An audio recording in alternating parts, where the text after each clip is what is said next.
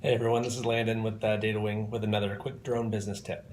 Today what I want to talk about is business cards. It seems like an easy thing that wouldn't take much thought, but you'd be surprised at how big of an impression it can make and how quickly somebody can make a judgment about you and your company based on a very quick glance at your business card. So what I did is I went back through all of the cards that I've gathered over the last 3 years of trade shows and meetings and boardroom pitches and dinner engagements, and pile them all up here. And I divide them up into good, bad, and ugly. So the good ones, so I've got a couple hundred cards here. The good ones make up a small majority of what we're going on, like the really good ones. The vast majority of this pile is the ones that are average. And then I have some that I don't like, and I think they're annoying. So what does a good business card look like? Well, there's a couple key things. The first one is that it needs to convey what it is that you do. If your name or your company doesn't tell me in 1 second exactly what it is that you do, then your card should say that in words somewhere on it. Here's a great example. A company that we know we like, Bird's Eye Video.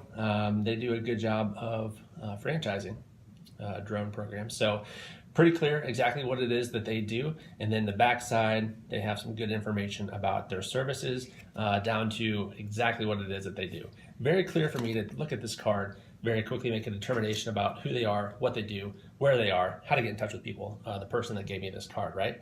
Another one that a lot of people know that I think is actually pretty good, Ruprecht, good job. Some information on the back regarding what exactly it is that his firm does, what they can help with.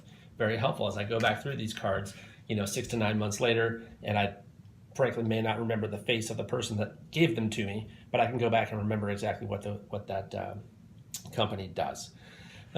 Here's another good one, right? So a company called Teltech Communications, a company that we're friendly with. On the front says who they are, and then on the back what it is that they do, providing end-to-end wireless network solutions in that industry. So that's a good one.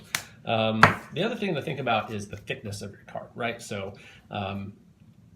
our cards that I have, right, so this one's mine, are just like one step up from just your typical paperweight that you see. And I think that that's actually pretty good. It's nice and sturdy. What drives me crazy though is if I get one that is as thick as a piece of cardboard, like you took it off of a box, it pokes me in my pocket. I don't like it. And it's very uncomfortable. So that's what I think about that. Other weird trendy designs like this one, like it's clear. I don't know.